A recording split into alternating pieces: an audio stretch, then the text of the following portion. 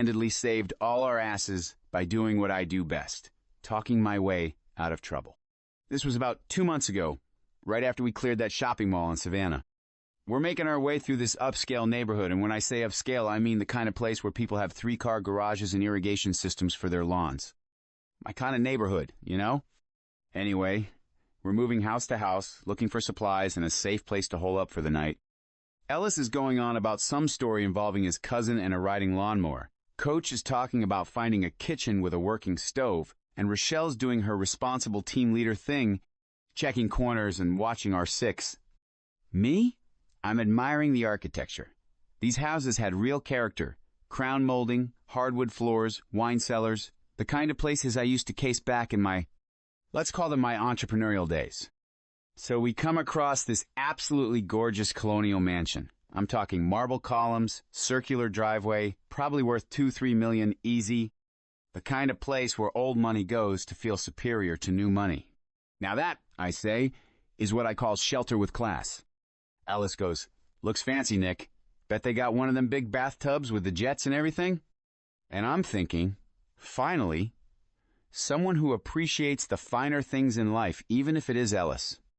We approach the front door, solid oak, hand-carved, probably costs more than most people's cars, and that's when we hear it.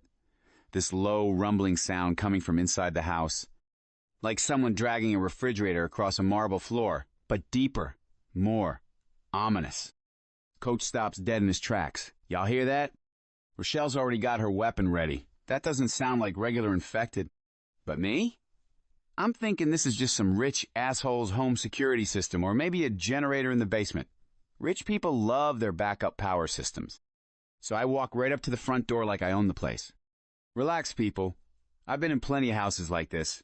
Probably just the wine cellar climate control or something. I try the doorknob. Locked. Naturally. But you know what they say about old money? They never change their hiding spots. Sure enough, there's a fake rock by the front steps with a spare key inside. Classic. I unlock the door with a flourish. Welcome to the Nick hospitality experience. 5-star accommodations, no reservations required. We step inside, and let me tell you, this place was exactly what I expected. Marble foyer, crystal chandelier, oil paintings that probably cost more than Coach's entire coaching salary. The kind of place where you wipe your feet before you wipe your feet. But that rumbling sound is getting louder. And now it's accompanied by this rhythmic thumping like someone's playing drums with sledgehammers. Maybe we should check the basement, Rochelle suggests. Or maybe we should get the hell out of here, Ellis adds, and for once, the kid's making sense. But I'm not about to let a little noise scare me away from the first decent accommodations we've seen in weeks. Look, I've dealt with angry landlords, pissed off casino managers, and Italian guys who collect more than just debts. Whatever's making that noise, I can handle it. Famous last words, right? We follow the sound toward the back of the house, past a dining room with a table that could seat 20 people, through a kitchen that Gordon Ramsay would weep over, and that's when we find the source of the noise. There's this tank, and I mean a big one, easily 7 feet tall, muscles like he's been mainlining protein powder and steroids for the past decade, standing in what used to be a beautiful conservatory. He's just redecorating with his fists. This thing has completely destroyed a grand piano, a Steinway, probably worth more than a house, and he's working on systematically punching holes in the wall-to-ceiling windows. Each punch sends spiderweb cracks across glass that probably cost a fortune to install. "Oh, that's just great," I mutter. King Kong decided to redecorate. The tank hasn't noticed us yet. He's too busy turning a conservatory that probably hosted chamber music recitals into his personal demolition derby. Coach whispers, "We need to back away real slow and find another route." Ellis nods. "Yeah, that thing's bigger than my uncle's prize bull and twice as mean." Rochelle's already moving toward the exit. Agreed, we find another house. But you know what? I'm looking at this tank, and I'm seeing something they're not seeing. This isn't just mindless destruction. There's a pattern to what he's doing. He's not just smashing everything, he's targeting specific things. The piano first, then the expensive vases, now the windows. And that's when it hits me. This tank, he's got taste. He knows quality when he sees it. He's not destroying this place because he's mindless. He's pissed off about something specific. "Hold up," I say, and before anyone can stop me, I step into the conservatory. Hey there, big guy. The tank stops mid-punch and slowly turns around. When I say this thing was intimidating, I mean it was like looking at a freight train with anger management issues. His eyes lock onto mine, and for a second I'm thinking maybe I should have listened to the others. But then I noticed something. This tank is wearing the tattered remains of what used to be a very expensive suit. Armani, maybe Versace, and around his thick neck there's a gold chain that probably cost more than most people make in a year. Nice suit, I say, keeping my voice calm and conversational. Armani? The tank tilts his head, like he's confused that someone's talking to him instead of screaming and running. Behind me, I can hear Ellis whispering, "Nick's lost his damn mind." But I'm on a roll now. You know, I can appreciate a man with good taste in clothing, even under the circumstances. I gesture around the destroyed conservatory, and I gotta say, I understand the frustration with this place. The tank takes a step toward me, but he's not charging. He's listening? I mean, look at this place, I continue, warming up to my theme. All this expensive shit, and what's it worth now? Nothing. Absolutely nothing. You can't eat crystal chandeliers. You can't wear marble countertops. All this money spent on impressing people who are probably zombie chow by now. The tank stops walking. He's actually nodding. I swear to God, this thing is nodding along with my critique of conspicuous consumption. You used to live here, didn't you? I ask. This was your house, your money, your stuff. Another nod. And now, I'm starting to see the real picture. Let me guess. You worked your ass off to afford all this. Probably some high-stress job, maybe finance, maybe real estate. You bought this place to show everyone you'd made it, right? The American dream and all that bullshit. The tank lets out this low rumble that almost sounds like agreement. And now look at it. All that work, all that money, all those years of stress and overtime and kissing ass to climb the corporate ladder. For what?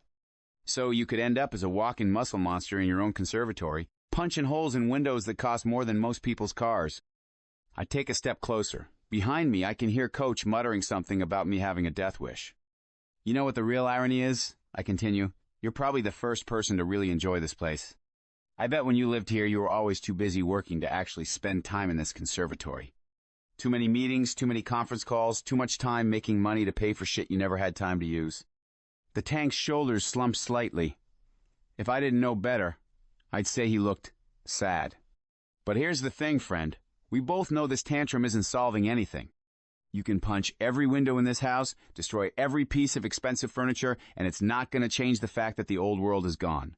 The rules have changed. I spread my arms wide, like I'm presenting a business proposal. So here's what I'm thinking. You've got this beautiful house that you clearly don't need anymore. I mean, what's a zombie going to do with a wine cellar, right? And we've got a small group of survivors who could really use a safe place to spend the night. The tank stares at me like I've just suggested we split the lottery winnings. Think about it. You get to move on, find whatever it is you're really looking for out there. And we get one night in a place with actual beds, working plumbing, and maybe a kitchen where Coach can cook something that doesn't come out of a can. I pause for dramatic effect. Plus, honestly, you've already done most of the therapeutic destruction. The place has character now. It's got that lived-in post-apocalyptic charm that's so hard to find these days.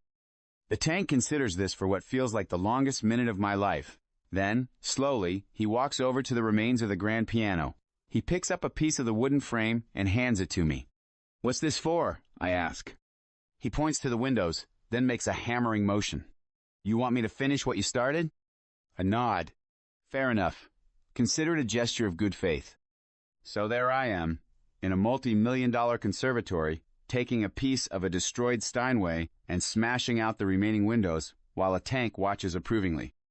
Ellis, Coach, and Rochelle are standing in the doorway with their mouths hanging open like they're watching a nature documentary about the mating habits of crazy people.